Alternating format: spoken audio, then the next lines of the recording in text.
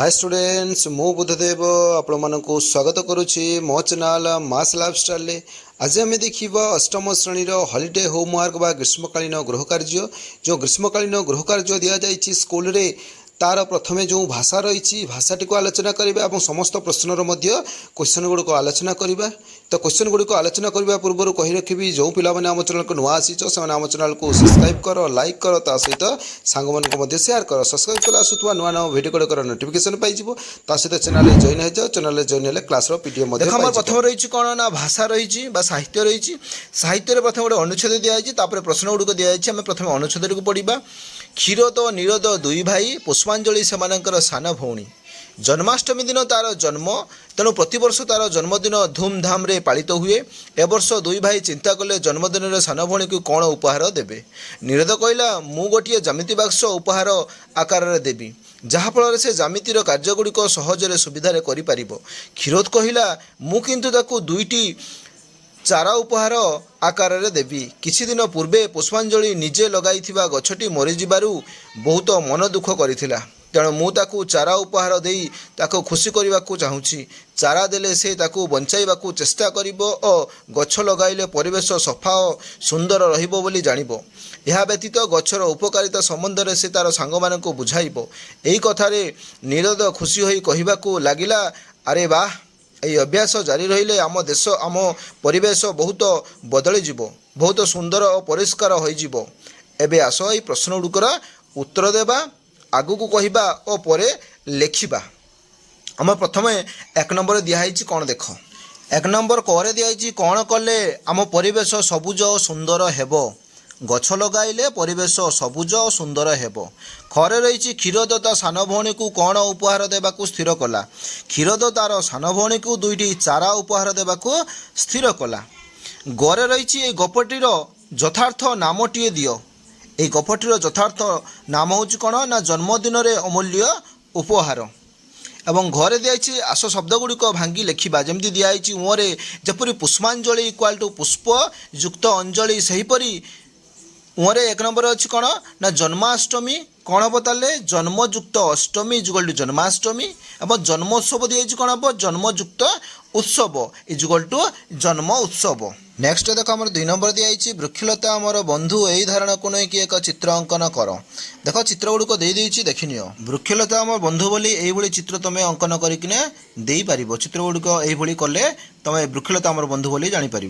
Next आम तीन number रही अस्त्र शस्त्र परी पांचटी जुग्म शब्द लेख जेपरी सुख शांति वृक्षलता धन दौलत बाटघाट धन संपत्ति झाटीमाटी ये लिखिपार। नेक्स्ट 4 नंबर रही तुम्हें बुलवाकू जाइथिबा जेकोसी स्थान संबंध में निज अनुभूति 10 धाड़ी रे लेख। उदाहरण दिखाई मंदिर स्थानीय मेला बा यात्रा। उत्तर कौन रही देख मु थरे कोणार्क सूर्य मंदिर को बुलवाकू जाइथिली। एही मंदिर सुंदर शिल्पकला देखी मु आश्चर्य हो गली। मंदिरटी रथ आकृति तैयारी होइथिबारो बहुत आकर्षणीय लगिला। सेठारे थिबा प्रत्येक मूर्ति शिल्पी दक्षता को प्रकाश करुथिला। मु मंदिर चारिपाखे घूरी तार सौंदर्य उपभोग करिली। सेठारे परिवेश बहुत शांत और आकर्षण लगुला। अनेक पर्यटक सेठाकू आसीथिले और फोटो नेउथिले। मु मध्य मो सांग मानक सहित फोटो नेइथिली। निकटरे समुद्र वायु मन को शीतल करुथिला। सेठारे गाइड माने मंदिरर इतिहास कहूथिले। सेमानंको सुनी मोर ज्ञान बढ़िला। एही स्थानटी आम ऐतिह्यर गौरव को प्रदर्शन करे। मु सेठारे अनेक नुआ कथा शिखिली। एही यात्रा मो पाई अत्यंत स्मरणीय हैला। मु पुणी थरे सेठाकू जिबाकू आशा करे। नेक्स्ट देख 5 नंबर दिखाई खरा छुट्टी किपरि काटिल सांग निकट को पत्र लेख। देख मु पत्र लेखनटे लिखिदेछि प्रिय सांग राकेश स्नेहपूर्ण नमस्कार तुम्हें और तुम परिवार समस्ते भल अच्छ बोली आशा करुछि। मु मध्य एठारे भल अछि। एही वर्षर खरा छुट्टी मो पाई बहुत आनंदमय और रोमांचक हैला। छुट्टी आरंभ हेबा सहित मु मो परिवार सह आम गाँ को जाइथिली। सेठारे मु मो ठाकुरदा और ठाकुमां मधुर समय काटाइली। सेमाने मते पुराना कथा और गप शुणाई जहाँ मते बहुत भल लगिला। प्रतिदिन सकाळे मु गाँर सबुज परिवेश मध्य घूरवाक जाइथिली। सेठारे स्वच्छ ପବନ ଓ ଶାନ୍ତ ପରିବେଶ ମୋ ମନକୁ ଖୁସି କରୁଥିଲା। ଦିନବେଳେ ମୁଁ ମୋ ସାଙ୍ଗମାନଙ୍କ ସହ କ୍ରିକେଟ ଓ ଅନ୍ୟାନ୍ୟ ଖେଳ ଖେଳୁଥିଲି। ଏହା ସହିତ ମୁଁ ଘରେ ବସି କିଛି ଭଲ ପୁସ୍ତକ ପଢ଼ିଲି ଓ ନୂତନ କଥା ଶିଖିଲି। ସନ୍ଧ୍ୟାବେଳେ ଆମେ ସମସ୍ତେ ମିଶି ବସି କଥା ହୁଏ ଓ ଆନନ୍ଦ କରୁଥିଲୁ। କେତେକ ଦିନ ଆମେ ନିକଟସ୍ଥ ସ୍ଥାନକୁ ଘୂରିବାକୁ ମଧ୍ୟ ଯାଇଥିଲୁ। ଏହି ଖରା ଛୁଟି ମୋ ପାଇଁ ଅତ୍ୟନ୍ତ ସ୍ମରଣୀୟ ଓ ଆନନ୍ଦଦାୟକ ଅନୁଭୂତି ହେଲା। ତୁମେ ଖରା ଛୁଟି କିପରି କଟାଇଲ ସେଥିରେ ମୋତେ ଶୀଘ୍ର ଚିଠି ଲେଖି ଜଣାଇବ। ତୁମ ଚିଠି ପାଇଁ ଅପେକ୍ଷାରେ ରହିଲି। ସ୍ନେହର ସହ ତୁମର ପ୍ରିୟ ସାଙ୍ଗ ରାଜୀବ। ଠିକଣା ରହିଲା ପ୍ରେରକ ଗ୍ରାହକ। ନାମ ଲେଖିଦେବ ଏପଟେ ତୁମ ନାମ, ଆଉ ଗ୍ରାହକରେ ଲେଖିଦେବ ତୁମ ସାଙ୍ଗର ଆଡ୍ରେସଟା ଲେଖିଦେବ। ନେକ୍ସଟ ଆମର ଇଂଲିଶ ରହିଛି। ଇଂଲିଶର 1 ନମ୍ବର ରହିଛି look at the some profession around your that inspire you and write where they work and match column A with column B. କିଏ କେଉଁଠି କାମ କରନ୍ତି ବା କାମ କରିବାକୁ ପସନ୍ଦ କରନ୍ତି ତାହା ଦିଆଯାଇଛି। ଦେଖ ପ୍ରଥମେ ଦିଆଯାଇଛି 1 କଲମରେ ଡକ୍ଟର। ଡକ୍ଟରରେ କ'ଣ ହେବ ତ ତଳେ ଅଛି କ'ଣ, ମୁଁ ପ୍ରଶ୍ନ ଗୁଡ଼ିକର ଉତ୍ତର ଦେଇଦେଉଛି, ଦେଖିନିଅ କେମିତି କ'ଣ ରହିଛି। ଦେଖ ଆମର ପ୍ରଥମେ ରହିଛି କ'ଣ ଡକ୍ଟର ରହିଛି। ଡକ୍ଟର କ'ଣ ହେବ ନା ହସ୍ପିଟାଲ, ଡକ୍ଟର ହସ୍ପିଟାଲରେ କାମ କରେ। ତାପରେ ଆର୍ଟିଷ୍ଟ ରହିଛି, ଆର୍ଟିଷ୍ଟ କେଉଁଠି କାମ କରେ, ଦେଖ ଷ୍ଟୁଡ଼ିଓରେ ରହିଛି। ଟିଚର ସେଭଳି କ'ଣ ହେବ ସ୍କୁଲ ହେବ। ଫାର୍ମର ହେବ ଫାର୍ମ ମାନେ କୃଷି କ୍ଷେତ୍ରରେ। ପୋଲିସ ହେବ ପୋଲିସ ଷ୍ଟେସନ ହେବ। ଏବଂ ଲୟର ହେବ କେଉଁଠି ନା କୋର୍ଟ ହେବ। ନେକ୍ସଟ ଦେଖ ରହିଛି ଆମର 1 ନମ୍ବରରେ ଇଫ୍ ୟୁ ଆର୍ ଏ ପୋଲିସମ୍ୟାନ୍, ଯଦି ତୁମେ ଜଣେ ପୋଲିସମ୍ୟାନ୍ ହେଇଥାନ୍ତ what can you do for the society, ତାହେଲେ ସମାଜ ପାଇଁ ତୁମେ କ'ଣ କରିଥାନ୍ତ। ତାର ଉତ୍ତର ଗୁଡ଼ିକୁ ମୁଁ ଲେଖିଦେଇଛି, ଦେଖିନିଅ।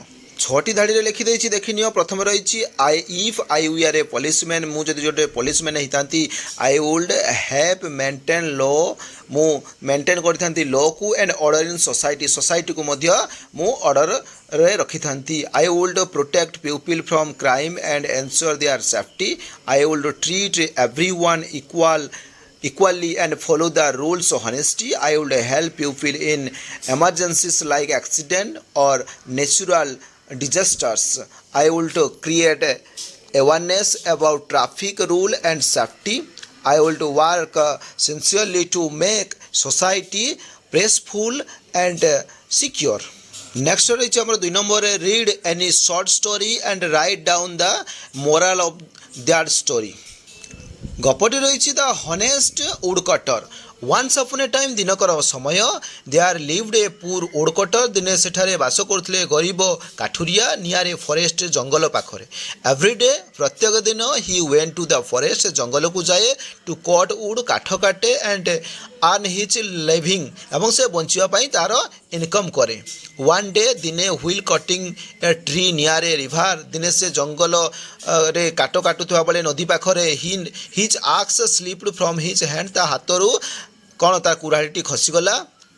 And fell into the water, ଏବଂ ପାଣି ଭିତରେ ପଡ଼ିଗଲା। ଦ ରିଭର ୱାଜ୍ ଡିପ୍, ଏବଂ ନଦୀଟି ବହୁତ ଗଭୀର ଥିଲା।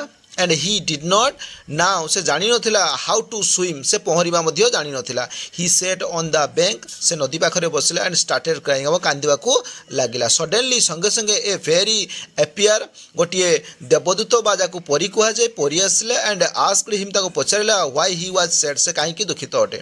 ଦ ଉଡ଼କଟର, କାଠୁରିଆ, ଟୋଲ୍ଡ ହାର୍ ଏଭ୍ରିଥିଙ୍ଗ, ତାକୁ ସବୁକିଛି କହିଲା। The fairy dived into the river, ଏବଂ ସେଇ ଦେବଦୂତ ନଦୀକୁ ଗଲା। And brought out a golden axe, ଏବଂ ତାକୁ ଗୋଟେ ଆଣି ଦେଖେଇଲା କ'ଣ ନା ସୁନାର କୁରାଢ଼ୀ। ସି ଆସ୍କଡ୍, ସେ ପଚାରିଲା ଇଜ୍ ଦିସ୍ ୟୋର୍ ଆକ୍ସ, ଏଇଟା କ'ଣ ତମର କୁରାଢ଼ୀ ଅଟେ। ଦ ଉଡ଼କଟର ସେଡ୍, କାଠୁରିଆଟି କହିଲା ନ, ନା, ଇଟ୍ ଇଜ୍ ନଟ୍ ମାଇନ୍, ଏହା ମୋର ନୁହେଁ। ଦେନ୍ ସି ବ୍ରଟ୍ ଏ ସିଲଭର ଆକ୍ସ, ତାପରେ ଗୋଟେ ରୂପାର କୁରାଢ଼ୀ ଦେଖେଇଲା। ବଟ୍ ଏଗେନ୍ ହି ରିଫ୍ୟୁଜ୍, ପୁଣି ଥରେ ମନା କରିଦେଲା, କାହିଁକି ତାର କୁରାଢ଼ୀ ତ ସେଗୁଡ଼ାକ ନୁହେଁ ନା। Finally she brought his old iron axe, ଶେଷରେ ସେ ତାର ସେଇ ଲୁହାରେ ତିଆରି କାଠଟିକୁ ଦେଖେଇଲା। ଦ ଉଡ଼କଟର ହ୍ୟାପିଲି ସେଡ୍, ସେ କାଠୁରିଆଟି ଖୁସିରେ କହିଲା ୟେସ୍ ଦିସ୍ ଇଜ୍ ମାଇ ଆକ୍ସ, ଏହା ମୋର କୁରାଢ଼ୀ ଅଟେ। ଦ ଫେରି ୱାଜ୍ ପ୍ଲେସ୍ଡ ୱିଥ୍ ହିଜ୍ ହନେଷ୍ଟି, ସେଇ ଦେବଦୂତଟି କ'ଣ ହେଲା ବା ପରୀଟି ବହୁତ ଖୁସି ହେଲା ତାର ସତ୍ୟତାରେ। ଆଣ୍ଡ ରିୱାର୍ଡ଼, ତାକୁ ଉପହାର ଦେଲା his by giving him all 3 ଆସ୍କ। Moral of the story, honesty is the best policy. Next ଆମର 3 ନମ୍ବରରେ ରହିଛି write the antonym of the following word. ଯେଉଁ ୱାର୍ଡ଼ ଗୁଡ଼ିକ ଦିଆଯାଇଛି ତାର ଆଣ୍ଟିନୋମି ଗୁଡ଼ିକ କେଉଁ ଗୁଡ଼ାକ ମୁଁ ଦେଖିଦେଉଛି, ଦେଖିନିଅ। ଦେଖ ଶବ୍ଦ ଗୁଡ଼ିକର एंटोनिमी कौन रही पुअर रिच माने गरीब धनी स्ट्रंग सबल वीक होची दुर्बल हनेस्ट डिसऑनेस्ट सत्य असत्य डेड एलिव माने डेड माने मृत्यु आउ जीवंत ट्रुथ तापर कौन लगाई फलिसहुड बा लाए सत्य मिथ्या बाय सेल किणिबा बिकिबा स्वीट सोर मिठा एवं पिता एक्सेप्ट रिजेक्ट ग्रहण करबा रिजेक्ट माने कौन करबा ग्रहण न करबा कलेक्ट तापर स्कैटर बा डिस्पर्स तारे warm cold remember forget careful careless give take fat thin birth death black white ये एंटोनिमी गुड़िक लेखिपार नेक्स्ट देख आम 4 नंबर रही right 10 sentence about your favourite teacher and right why do you like him and हार देखो 4 number answer रही देखो my favourite teacher is डेस तुम favourite teacher ना लिख सी टीचर्स आस इंग्लिश से आमको इंग्लिश पढ़ाती इन वेरी सिंपल वे साधारण वे रे सी एक्सप्लेन एवरी लेसन क्लीयरली से पूरा क्लीयरली भाव में स्पष्ट भाव में प्रत्येक लेसन को से बखाणती तार उत्तर गुड़िक कहती सी इज काइंड से बहुत दयालु and friendly to all student समस्त माने स्टूडेंट सहित छात्र सहित फ्रेंडली भाव में मिसंती सी ऑलवेज एनकरेज आस से सब आम मन को एनकरेज करती टू डू आवर बेस्ट आमर भलपाई सी हेल्प आस से साहाय्य करती आम मन को when we do not understand something जिते बड़े आम कौन बुझी न पारू she tells interesting stories in classes से क्लास रे सुंदर गप कहती सी मेंटेन डिसिप्लिन से डिसिप्लिन को मेंटेन करती बट नेवर गेट एंग्री से रागंती नहीं आई लाइक हार मुझे पसंद करे because she cares for all students equally समस्त पिला मानकु से इक्वाली भाव में कौन करती ना केयर करती आई ऑल्सो लाइक हार मुझे पसंद करे because she makes learning easy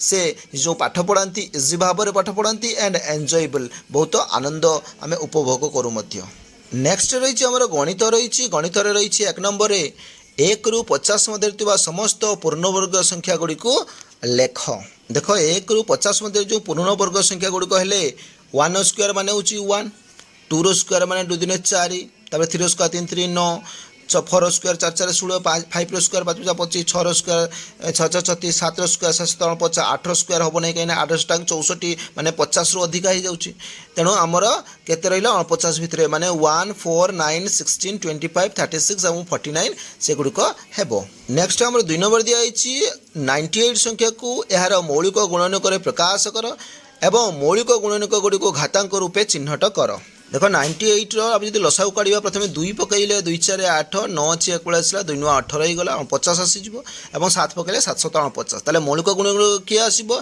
2 गुणन 7 गुणन 7 इक्वल टू 2 गुणन 7 स्क्वायर आसीज नेक्स्ट देख आम 3 नंबर दिखाई 5 6 और 10 द्वारा विभाज्य क्षुद्रतम वर्ग संख्याटी केते 5 6 10 लसागु हूँ के 30 केमी हम 5 6 लसागु आम 2 पकड़ा ताले के 6 को काट 2 3 6 2 5 10 काटिगला आम 5 पकड़ा एपटे 5 के 5 5 के 5 काटिज ताले 3 ओल्हे आसो तेणु 2 5 10 10 3 30 दशक आसीज बर्तमान 30 को वर्ग संख्या करने को हेब तेणु 30 इजुअल टू के 2 गुण 3 गुण 5 2 3 6 6 5 30 सब गुणक एकटी करी अच्छी से यार वर्ग करने को हेल्ले कौन करने को पड़ो पुणी 2 गुणन 3 गुणन 5 दरकार यहीपरि 30 गुणन 30 जुगल के 900 हम अतएव क्षुद्रतम वर्ग संख्याटी 900 4 नंबर दि जाइए भिन्न भिन्न जेकोसी 3टी कण अंकन कर सेगुड़िक प्रोट्राक्टर साहाय्य मापी लेख एवं प्रत्येक केउ प्रकार कण चिन्हट कर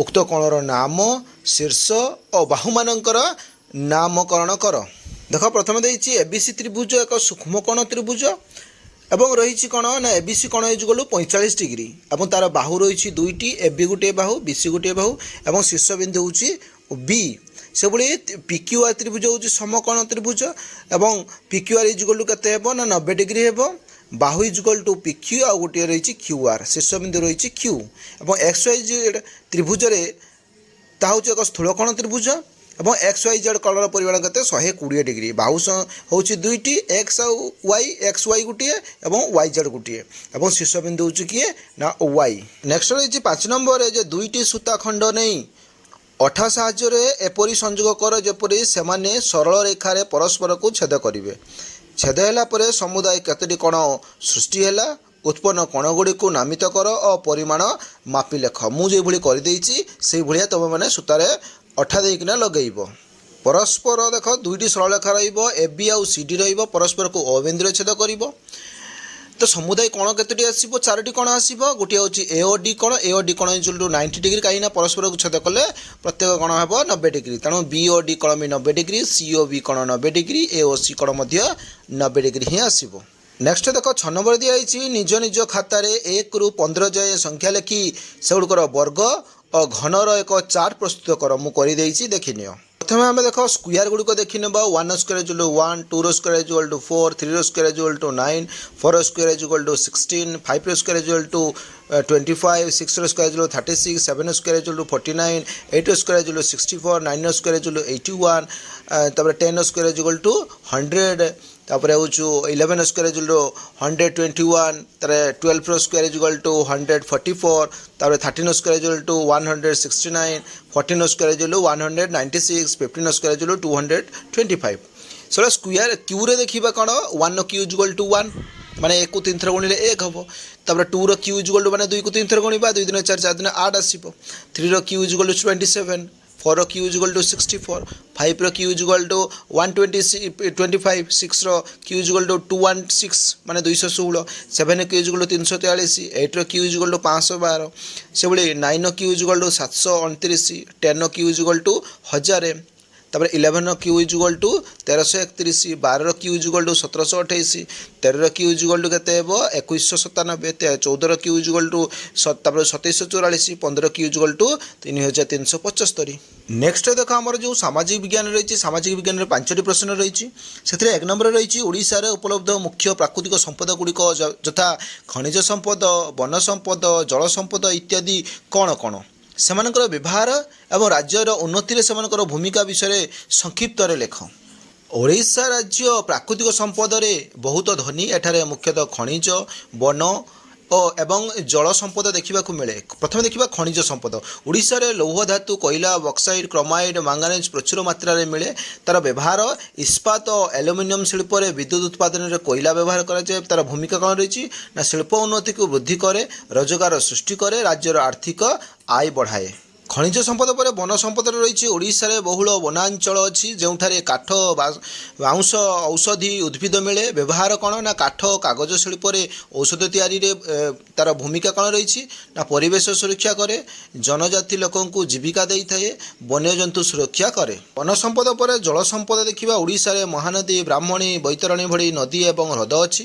तार व्यवहार ना सिंचाई काम एवं विद्युत उत्पादन में पानीय जल भाव में तार भूमिका कौन रही ना कृषि उन्नति रे सहायक जल विद्युत उत्पादन में उपकारी माछ चाष रे साहाय्य करे। शेष देखा कृषि संपद उर्वर माटी और उपयुक्त जलवायु हेतु धान डाली तिल इत्यादि चाष हुए। तार भूमिका लोकों को खाद्य जगाऊँगी ग्रामीण अर्थनीति को सुदृढ़ करे। यही समस्त प्राकृतिक संपद ओडिशार अर्थनैतिक उन्नति शिल्पीकरण और जीविका सृष्टि रे बड़ भूमिका नहीं। सठिक भाव व्यवहार कले राज्य आउ बेसी उन्नति करि पारिबो। नेक्स्ट 2 नंबर रही संबल क्या कहुए दर्शाई घरे और स्कूल व्यवहार करुवा 10टी लेखाएं संबल तालिका प्रस्तुत कर। प्रथमे देखा संबल क्या कहुए ना जे सबू पदार्थ सेवा बा उपकरण आम दैनन्दिन जीवनर आवश्यकता पूरण करे एवं काम को सहज करे सेगुड़ संबल कहुए। घरे व्यवहार करुवा संबल 10टी कौन ना पानी खाद्य चाउल डाली विद्युत गैस जोड़ा फर्निचर कृषि टेबुल एगुड़ाक सबू पर बातिल बा बाल्टी बा हंडी तापर पोशाक फ्रिज पंखा तापर टीवी एगुड़ाक हूँ आमर कौन ना घरोई संबल। तार स्कूल व्यवहार कर संबल 10टी कौन ना पुस्तक खाता कलम पेनसिल तार ब्लैकबोर्ड चक बेंच डेस्क बैग पानी बोतल एगुड़ाक हूँ स्कूल सबू संबल। संबल आम जीवन में एक अत्यंत आवश्यक अंश जहाँ आमर काम को सहज और सुविधाजनक करे। नेक्स्ट 3 नंबर रही क्रमानुसार प्रथम रु 15तम 1 ରୁ 15 भारतर राष्ट्रपति नाम और कार्यकाल संपर्क में तथ्य संग्रह करी चार्टटीए प्रस्तुत कर। बर्तमान आम देशर राष्ट्रपति जीवनी और कृतित्व संपर्क में तथ्य संग्रह करी 5टी धाड़ी लेख। ଭାରତର ରାଷ୍ଟ୍ରପତିମାନେ 1ରୁ 15 ନାମ ଓ କାର୍ଯ୍ୟକାଳ। ଦେଖ ପ୍ରଥମେ ଦିଆଯାଇଛି ଆମର 15ଟି ନାମ ଦେଇଦେଇଛି ରାଷ୍ଟ୍ରପତିଙ୍କ ନାମ କାର୍ଯ୍ୟକାଳ। ଦେଖ ଆମର ପ୍ରଥମ ହେଉଛନ୍ତି ଡାକ୍ତର ରାଜେନ୍ଦ୍ର ପ୍ରସାଦ 1950ରୁ 1962, ଡାକ୍ତର ସର୍ବପଲ୍ଲୀ ରାଧାକୃଷ୍ଣନ୍ 1962ରୁ 1967, ଡକ୍ଟର ଜାକିର ହୁସେନ ହେଉଛି 1967ରୁ 1969, ତାପରେ ଭିଭି ଗିରି ହେଉଛି 1969ରୁ 1974, ତାପରେ ହେଉଛି ଫକରୁଦ୍ଦିନ ଅଲି ଅହମ୍ମଦ 1974ରୁ 1977, ତାପରେ ନୀଳମ ସଞ୍ଜୀବ ରେଡ୍ଡି ହେଉଛି 1977ରୁ 1982, ତାପରେ ଜ୍ଞାନୀ ଜେଲ୍ ସିଂ 1982ରୁ 1987, ଆର୍ वेंकट रामन 1987ରୁ 1992, ତାପରେ ଡାକ୍ତର ଶଙ୍କର ଦୟାଲ ଶର୍ମା 1992ରୁ 1997, KR ନାରାୟଣ 1997ରୁ 2002, ତାପରେ ଡାକ୍ତର APJ ଅବଦୁଲ କଲାମ 2002ରୁ 2007, ପ୍ରତିଭା ପାଟିଲ 2007ରୁ 2012, ତାପରେ 13ରେ ରହିଛି ପ୍ରଣବ ମୁଖାର୍ଜୀ 2012ରୁ 2017, 14ରେ ରହିଛି ରାମନାଥ କୋବିନ୍ଦ 2017ରୁ 2022 ଏବଂ 15ରେ ରହିଛି ଦ୍ରୌପଦୀ ମୁର୍ମୁ 2022ରୁ ବର୍ତ୍ତମାନ ପର୍ଯ୍ୟନ୍ତ ସେ ଅଛନ୍ତି। ଏବଂ ତାଙ୍କ ବିଷୟରେ ଲେଖିବାକୁ କହିଥିଲା, ଦେଖ ମୁଁ ଲେଖିଦେଇଛି ଆମର ଯେଉଁ ନାଲିରେ ରହିଛି ବର୍ତ୍ତମାନ ରାଷ୍ଟ୍ରପତିଙ୍କ ଦ୍ରୌପଦୀ ମୁର୍ମୁ ବିଷୟରେ 5 ଧାଡ଼ି ଲେଖା ହେଇଛି। ଦ୍ରୌପଦୀ ମୁର୍ମୁ ଭାରତର 15ତମ ରାଷ୍ଟ୍ରପତି, ସେ ଭାରତର ପ୍ରଥମ ଆଦିବାସୀ ମହିଳା ରାଷ୍ଟ୍ରପତି ଭାବେ ପରିଚିତ, ସେ ଓଡ଼ିଶାର ମୟୂରଭଞ୍ଜ ଜିଲ୍ଲାର ଜନ୍ମଗ୍ରହଣ କରିଥିଲେ, ସେ ଆଗରୁ ଝାଡ଼ଖଣ୍ଡର ରାଜ୍ୟପାଳ ଭାବରେ କାମ କରିଥିଲେ, ସେ ଶିକ୍ଷା ସମାଜସେବା ଓ ଗରିବମାନଙ୍କ ଉନ୍ନତି ପାଇଁ ଅନେକ କାମ କରିଛନ୍ତି। ନେକ୍ସଟ ଦେଖ ଆମର 4 ନମ୍ବରରେ ଦେଇଛି ତୁମ ଦୈନନ୍ଦିନ ଜୀବନରେ ଘଟୁଥିବା ବିଭିନ୍ନ କାର୍ଯ୍ୟ ମଧ୍ୟରୁ ଯେପରିକି ବସ୍ ଟ୍ରକରେ ଯାତ୍ରା, ସାଇକେଲ ଚଳାଇବା, ଫ୍ୟାନ୍ ବା AC ବ୍ୟବହାର, ମୋବାଇଲ ଚାର୍ଜ କରିବା, ରୋଷେଇ କରିବା, ପାଣି ପମ୍ପ ଚଳାଇବା, ଚାଷ କାମ, ଦୋକାନରେ ଫ୍ରିଜ୍ ବ୍ୟବହାର, ରାସ୍ତା ଲାଇଟ୍ ଇତ୍ୟାଦି 10ଟି କାର୍ଯ୍ୟର ତାଲିକା ପ୍ରସ୍ତୁତ କରି ପ୍ରତ୍ୟେକ କାର୍ଯ୍ୟ କେଉଁ ଶକ୍ତି ଉତ୍ସ ସାହାଯ୍ୟରେ ଚାଲେ ତାହା ଚିହ୍ନଟ କର ଏବଂ ସେହି ଉତ୍ସ ଗୁଡ଼ିକ ବା ଯେ ଶକ୍ତି ଉତ୍ସ ଗୁଡ଼ିକ ସରନ୍ତି ବା ଅସରନ୍ତି ଶକ୍ତି ଉତ୍ସ ତାହା ବର୍ଣ୍ଣନା କର। ଦେଖ ଆମର 4 ନମ୍ବର ଉତ୍ତର ରହିଛି ନିମ୍ନରେ ଦୈନନ୍ଦିନ ଜୀବନରେ 10ଟି କାର୍ଯ୍ୟ ସେଗୁଡ଼ିକ ଶକ୍ତି ଉତ୍ସ ଏବଂ ସେହି ଶକ୍ତି ଉତ୍ସ ସରନ୍ତି କିମ୍ବା ଅସରନ୍ତି ତା ତାଲିକାରେ ଦିଆଯାଇଛି। ଦେଖ ଦୈନନ୍ଦିନ କାର୍ଯ୍ୟ ଶକ୍ତିର ଉତ୍ସ। ପ୍ରଥମେ ଦେଖିବା କାର୍ଯ୍ୟ 1ରେ ବସ୍ ବା ଟ୍ରେନରେ ଯାତ୍ରା, ତାହା ଶକ୍ତି କ'ଣ ବ୍ୟବହାର ହୁଏ? ଡିଜେଲ ବା ପେଟ୍ରୋଲ। ତାର ପ୍ରକାର ହେଉଛି ସରନ୍ତି ନା ଅସରନ୍ତି, ତାର ଡିଜେଲ ହେଉଛି କ'ଣ? ସରନ୍ତି, ବୁଝିଲେ କି ନାହିଁ? ତେଣୁ ଅସରନ୍ତି ହେଇଯାଇଛି, ତାର ସବୁଗୁଡ଼ାକର ଓଲଟ ପାଲଟ ହେଇଯାଇଛି, ତାହା ହେବ କ'ଣ ନା ସରନ୍ତି ହେବ। ସାଇକେଲ ଚଳାଇବା ତା ମାନବ ଶକ୍ତି, ତାହା ହେଉଛି ଅସରନ୍ତି। ସେଭଳିଆ ଫ୍ୟାନ୍ AC ବ୍ୟବହାର କରିବା ବିଦ୍ୟୁତ୍ ଶକ୍ତି ଉତ୍ପାଦନ ହୁଏ, ତାହା କ'ଣ ବିଦ୍ୟୁତ୍ ଶକ୍ତି ହେଉଛି ବି ସରନ୍ତି କହିଲେ ଚଳେ, ବୁଝିଲେ କି ନାହିଁ? ମୋବାଇଲ ଚାର୍ଜ ତା ବିଦ୍ୟୁତ୍ ଶକ୍ତି, ତାହା ବି ସରନ୍ତି, ତାର ଉତ୍ସ ଉପରେ ନିର୍ଭର କରେ। ରୋଷେଇ କରିବା LPG ଗ୍ୟାସ୍, ତାହା ହେଉଛି ବି ସରନ୍ତି କିନ୍ତୁ ଅସରନ୍ତି ଲେଖା ହେଇଛି, ତାହାକୁ ଠିକ୍ କରିକି ଲେଖିନେବ, ତାହା ହେବ ସରନ୍ତି। ପାଣି ପମ୍ପ ତାପରେ ଚଳାଇବା ତା ବିଦ୍ୟୁତ୍ ଶକ୍ତି, ତାହା ବି ଉତ୍ସ ଉପରେ ନିର୍ଭର କରେ। ଚାଷ କାର୍ଯ୍ୟ ତା ସୂର୍ଯ୍ୟ ଶକ୍ତି ବା ମାନବ ଶକ୍ତି, ତାହା ହେଉଛି ଅସରନ୍ତି, କାହିଁକିନା ସୂର୍ଯ୍ୟ ଶକ୍ତି ମାନବ ଶକ୍ତି କେବେ ବି ସରେ ନାହିଁ, ସରନ୍ତି ଲେଖା ହେଇଛି, ତେଣୁ ତାକୁ ଠିକ୍ କରିକି ଲେଖିନେବ, ଅସରନ୍ତି ହେବ। ସେଭଳିଆ ଦୋକାନରେ ଫ୍ରିଜ୍ ବ୍ୟବହାର ତା ବିଦ୍ୟୁତ୍ ଶକ୍ତି ତା ଉତ୍ସ ଉପରେ ନିର୍ଭର କରେ। ରାସ୍ତାର ଲାଇଟ୍ ବିଦ୍ୟୁତ୍ ଶକ୍ତି ବା ସୋଲାର ଶକ୍ତି, ତାହା ବି କ'ଣ ନା ଅସରନ୍ତି ହେବ, ବୁଝିଲେ କି ନାହିଁ? କାହିଁକିନା ବିଦ୍ୟୁତ୍ ଶକ୍ତି ବା ସୋଲାର ପ୍ରତ୍ୟେକ ଦିନ ସକାଳେ ସୂର୍ଯ୍ୟ ଉଦୟ ହେଲା, ସୋଲାର ଚାର୍ଜ ହେଲା, ଲାଇଟ୍ ଚାଲିଲା, ତେଣୁ ତାହା ବି ଅସରନ୍ତି। ଟ୍ରାକ୍ଟର ଚଳାଇବା ସେଟା ହେଉଛି କ'ଣ? ଡିଜେଲ ବ୍ୟବହାର ହୁଏ, ତାହା ବି ସରନ୍ତି ହେବ, ବୁଝିଲେ କି ନାହିଁ? ସବୁଗୁଡ଼ାକ ଠିକ୍ କରିକି ଲେଖିନେବ। ସେଗୁଡ଼ା ସରନ୍ତି ଶକ୍ତି କ'ଣ ନା ଏକଥର ବ୍ୟବହାର କଲେ ଶେଷ ହୋଇଯାଏ, ସେଗୁଡ଼ାକ ହେଉଛି ଡିଜେଲ, ପେଟ୍ରୋଲ, LPG। ଏପଟେ ବି ସେଭଳିଆ ଓଲଟ ପାଲଟ କରି ଲେଖା ହେଇଛି, ସେଗୁଡ଼ାକୁ ଲେଖିନେବ। ସେଭଳିଆ ଅସରନ୍ତିରେ କ'ଣ ଆସିବ ନା ଯେଉଁଟା ସରନ୍ତିରେ ଲେଖା ହେଇଛି, ଯେମିତିକି ପୁନଃ ହୋଇଥାଏ, ଯେପରିକି ସୂର୍ଯ୍ୟ, ପବନ, ମାନବ ଶକ୍ତି, ଏଗୁଡ଼ାକ ହେଉଛି ଅସରନ୍ତି, ସରନ୍ତି ହେଉଛି ଯେମିତିକି ପେଟ୍ରୋଲ, ଡିଜେଲ ଆଉ LPG, ତାକୁ ଠିକ୍ କରିକି ଲେଖିନେବ।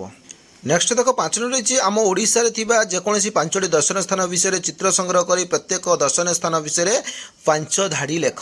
ଓଡ଼ିଶାରେ 5ଟି ଦର୍ଶନୀୟ ସ୍ଥାନ ଓ ବିବରଣୀ ଦିଆହେଇଛି। ପ୍ରଥମେ ଦିଆହେଇଛି ଶ୍ରୀଜଗନ୍ନାଥ ମନ୍ଦିର, ଏହା ଓଡ଼ିଶାର ପ୍ରସିଦ୍ଧ ଧାର୍ମିକ ସ୍ଥାନ, ଏଠାରେ ଭଗବାନ ଜଗନ୍ନାଥ ଦର୍ଶନ ହୁଏ, ପ୍ରତିବର୍ଷ ରଥଯାତ୍ରା ବହୁତ ଧୁମଧାମରେ ହୁଏ, ଦେଶ ବିଦେଶରୁ ଅନେକ ଭକ୍ତ ଆସନ୍ତି, ଏହା ଆମ ଐତିହ୍ୟ ଓ ସଂସ୍କୃତିର ପ୍ରତୀକ।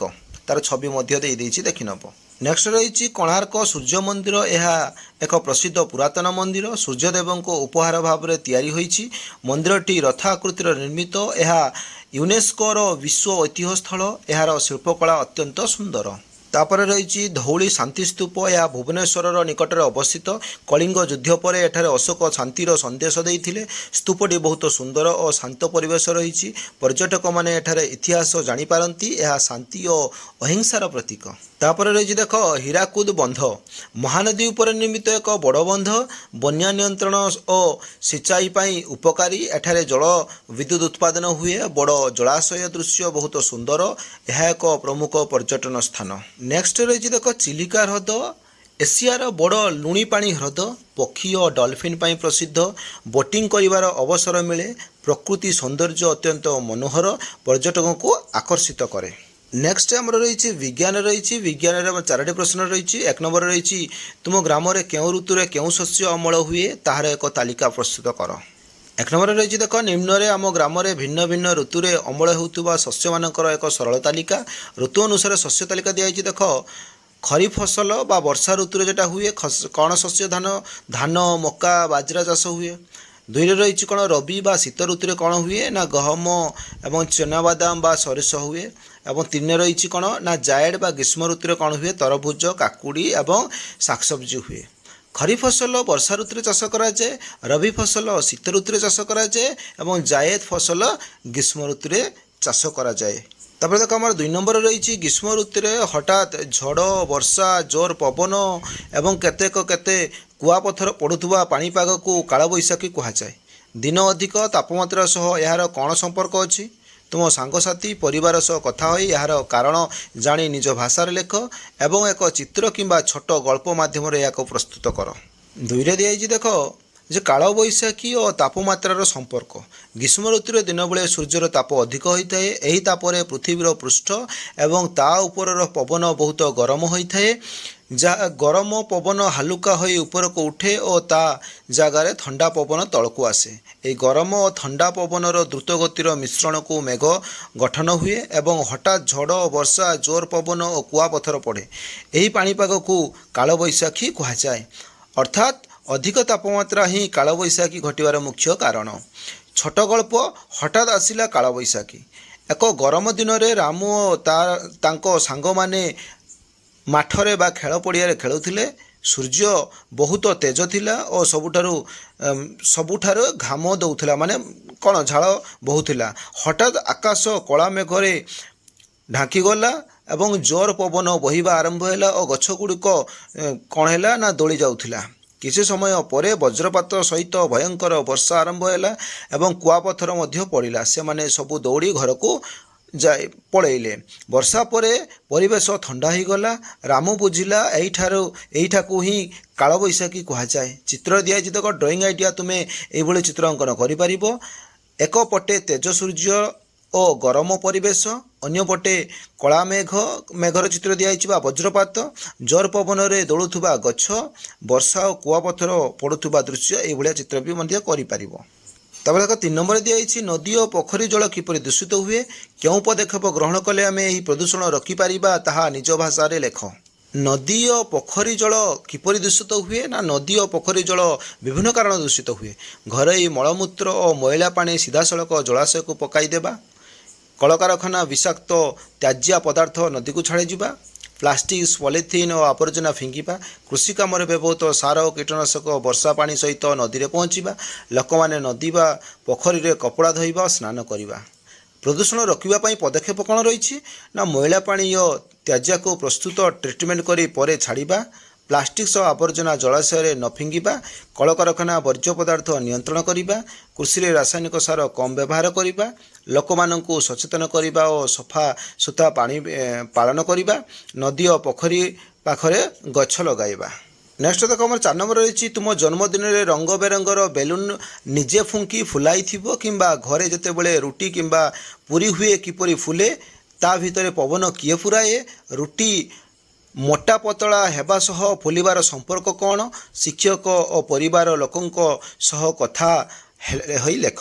ଦେଖ 4 ନମ୍ବରରେ ଉତ୍ତର କ'ଣ ରହିଛି ରୁଟି ବା ପୁରୀ କିପରି ଫୁଲେ। ଯେତେବେଳେ ଆମେ ରୁଟି କିମ୍ବା ପୁରୀ ତାପରେ ସେକିଥାଉ ତା ଭିତରେ ଥିବା ଅଟାର ପାଣି ଗରମ ହୋଇ ବାଷ୍ପ ହୋଇଯାଏ। ଏହି ବାଷ୍ପ ବାହାରକୁ ବାହାରିପାରେ ନାହିଁ। ସେଥିପାଇଁ ଭିତରେ ଚାପ ସୃଷ୍ଟି କରି ରୁଟି ଫୁଲାଇ ଦିଏ। ତେଣୁ ରୁଟି ଭିତରେ ପବନ କେହି ପୁରାଏ ନାହିଁ। ତାପରେ ତିଆରି ହୋଇଥିବା ବାଷ୍ପ ହିଁ ତାକୁ ଫୁଲାଏ। ରୁଟି ମୋଟା ବା ପତଳା ଓ ଫୁଲିବାର ସମ୍ପର୍କ। ପତଳା ରୁଟି ସମାନ ଭାବେ ଗରମ ହୁଏ, ବାଷ୍ପ ସହଜରେ ଭିତରେ ଛଡ଼ାଯାଏ, ଭଲ ଭାବରେ ଫୁଲେ। ମୋଟା ରୁଟି କ'ଣ ହୁଏ ନା ସମାନ ଭାବେ ଗରମ ହୁଏ ନାହିଁ, ବାଷ୍ପ ଭଲ ଭାବେ ତିଆରି ହୁଏ ନାହିଁ, ସେଥିପାଇଁ ଭଲ ଭାବରେ ଫୁଲେ ନାହିଁ। ସରଳ ବ୍ୟାଖ୍ୟା କ'ଣ ରହିଛି ନା ରୁଟି ଭିତରେ ଥିବା ପାଣି ଗରମ ହେଲେ ବାଷ୍ପ ହୁଏ, এই ବାଷ୍ପ ରୁଟିକୁ ବେଲୁନ ଭଳି ଫୁଲାଇ ଦିଏ। ତ ଏଇଠି ତ ସରିଲା ଯାହାକି ଆମର ଗୃହ କାର୍ଯ୍ୟ ସରିଲା। ସେତେ ପର୍ଯ୍ୟନ୍ତ ବିଦାୟ ଦିଅନ୍ତୁ। ଯେଉଁ ପିଲାମାନେ ଆମ ଚ୍ୟାନେଲକୁ ନୂଆ ଆସିଛ ସେମାନେ ଆମ ଚ୍ୟାନେଲକୁ ସବସ୍କ୍ରାଇବ୍ କର, ଲାଇକ୍ କର, ତା ସହିତ ସାଙ୍ଗମାନଙ୍କୁ ସେୟାର କର। ସବସ୍କ୍ରାଇବ୍ କଲେ ଆସୁଥିବା ନୂଆ ନୂଆ ଭିଡ଼ିଓ ଗୁଡ଼ିକର ନୋଟିଫିକେସନ୍ ପାଇଯିବ। ଆମେ ଯେଉଁ ଏକ୍ଜାମର ଭିଡ଼ିଓ ଗୁଡ଼ିକ ଆଣୁଛୁ ତାର ବି ନୋଟିଫିକେସନ୍ ପାଇଯିବ ଏବଂ ତୁମେ ଅନ୍ୟ ଭିଡ଼ିଓ ଗୁଡ଼ିକର ବି ନୋଟିଫିକେସନ୍ ପାଇଯିବ।